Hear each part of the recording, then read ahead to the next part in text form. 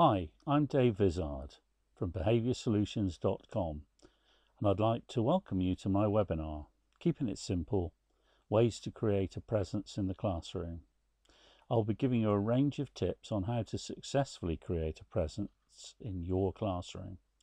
To save you making notes, details will be given later on how you can access a copy of the slides and a transcript of the broadcast. Teachers who present a confident persona and have a real presence tend to manage their classrooms well, and incidents of inappropriate behaviour consequently are rare occurrences. The secret to their success is that they keep it simple by having established routines and give crystal clear instructions. There is no ambiguity.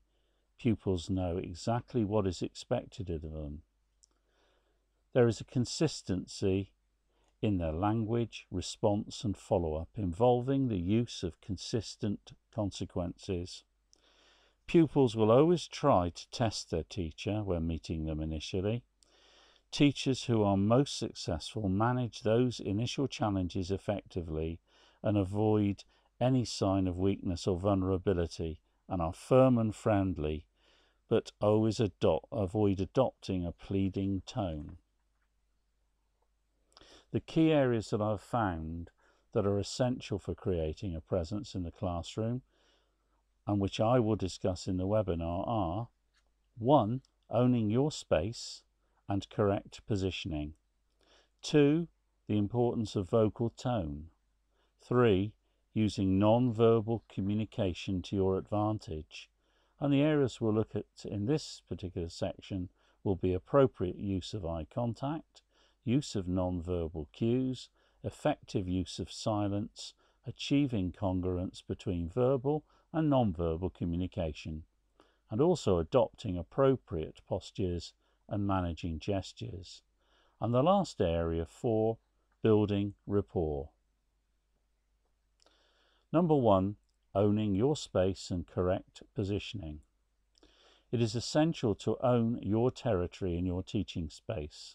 You do this by standing by the door to welcome pupils. This is important as it marks out the fact that they're leaving their social environment and entering your learning environment.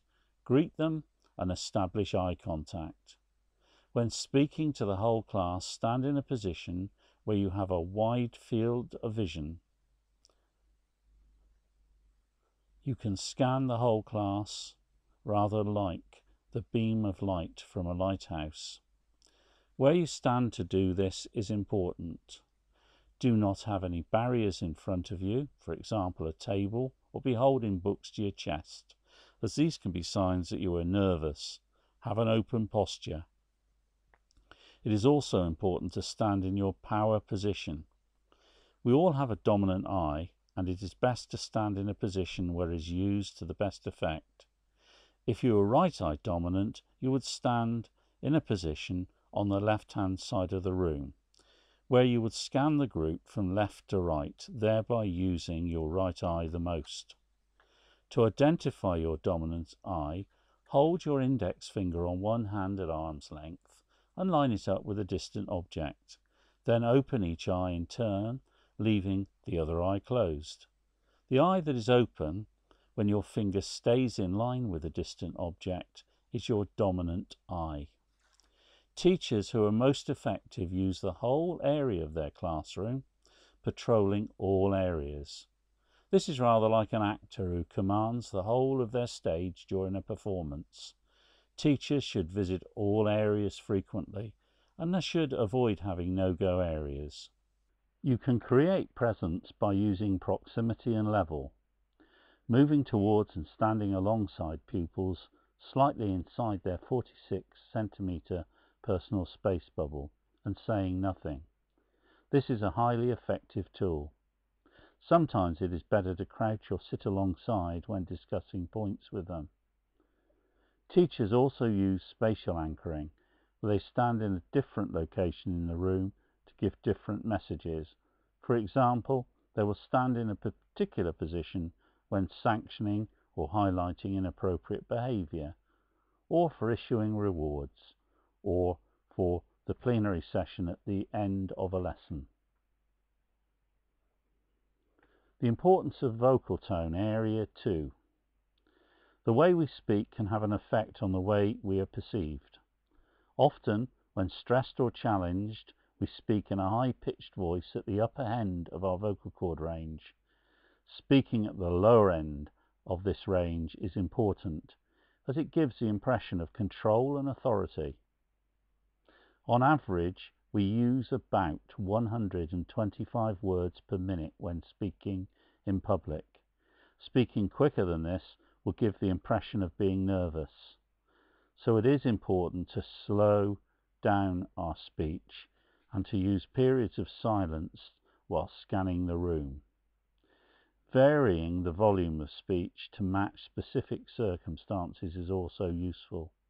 We need to speak calmly and very, very quietly to gain the attention of a class when inappropriate behaviour occurs. It is also important not to over-verbalise when speaking, and be specific in your language. I would now like to spend a few moments in the middle of this broadcast to explain how you, for a limited time, will be able to purchase the following: a copy of the broadcast, all the PowerPoint slides, a transcript of the broadcast, and a special e-booklet outlining 101 ways to manage behaviour. You can get further details in the shop area of the website, www.behavioursolutions.com. The price for all of this is just £7.99. Now back to the broadcast. The third area, using non-verbal communication to your advantage. And the first area, appropriate use of eye contact. We need to use eye contact in a confident manner by adopting smooth and slow eye movements, and we should not be fazed by looking at a pupil for an extended period. Avoiding eye dips and eye shuttle, where we flick our eyes from side to side, is essential, as both of these are submissive gestures and a startled response. Increased blinking is a sign of anxiety.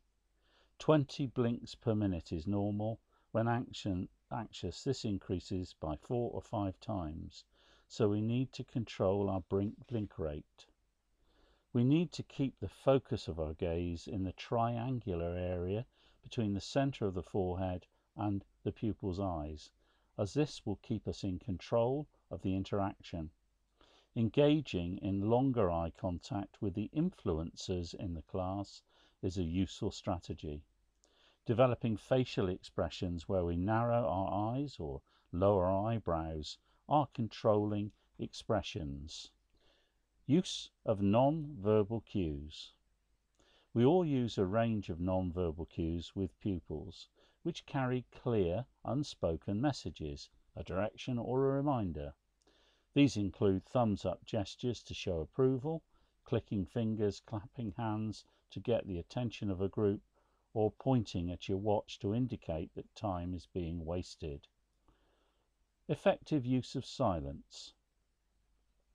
Silence is a very powerful tool in your repertoire. Think about the dramatic effect in a theatre when an actor uses silence. Exactly the same effect will be felt by a pupil when you manage their inappropriate behaviour if you use silence. It is essential that when we ask for silence, that we wait until we get it. Don't talk over pupil talk, even though it is a natural reaction when we're time constrained and have a lot to get through in the classroom. Ensuring congruence between verbal and non-verbal communication. In order to create a presence, we need to ensure that we show congruence between our verbal and non-verbal communication. Sometimes teachers will speak firmly and display weak body language, or vice versa. Pupils will quickly tune into this and see it as a sign of weakness. Over-congruent behaviour, where we appear to be over-rehearsed with strong vocal tone in conjunction with exaggerated movement, can appear insincere and should be avoided at all costs. Adopting appropriate postures. It is important to adopt a confident posture by standing upright with head held up and with feet slightly apart in an open posture. Head stooping, a closed gait, and closed body language such as folded arms shows a lack of confidence. Avoid blaming postures which involve finger stabbing movements. Use levelling postures frequently, where your body posture is balanced and hand palms moved inwardly towards the centre of the body, which demonstrates authority and influence. Managing gestures. We often use gestures to support what we're saying. However, some gestures can give away our emotions or true feelings. Displacement gestures should be avoided, which can show nervousness and discomfort. For example, stroking your hair or adjusting your clothes. We also need to avoid affect displays, where we fiddle with our glasses and have frequent switches and movements of the body.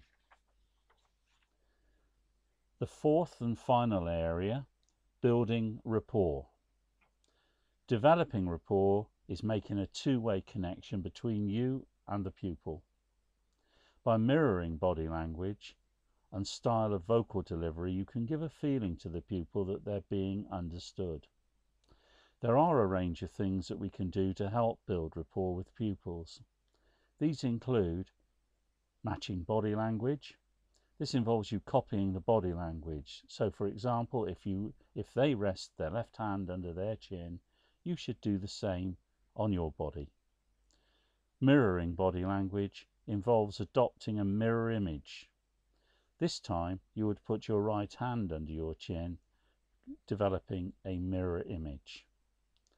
You can also build rapport by matching their gestures and body shifts. Vocal and speech matching also helps to develop rapport. Pupils, when they're upset, will often talk in the language of their sensory preference, so a visual, auditory or kinesthetic form of language. To build rapport, we should talk to them in the language of their sensory preference. It is sometimes necessary, however, to indicate you've had enough of their behaviour or their stance, and so you should use mismatching or breaking rapport techniques. To do this, you break eye contact by gazing off or by use of particular facial tics or tells. This brings the webinar to an end, and I thank you for listening. You're welcome to send any questions you may have about the webinar to dave@behaviourmatters.com, and I will respond to them. My website, www.behavioursolutions.com, contains lots of materials and articles on behaviour management and is well worth a visit. And finally, a reminder that you will be able, for a limited time, to purchase the following: a copy of the broadcast, all the PowerPoint slides, a transcript of the broadcast, and a special e-booklet outlining 101 ways to manage behaviour. And you can get further details in the shop area of the website at www.behaviorsolutions.com. The price for all this is just £7.99. Thank you for listening, and make sure you keep on checking on behaviorsolutions.com for information relating to future webinars.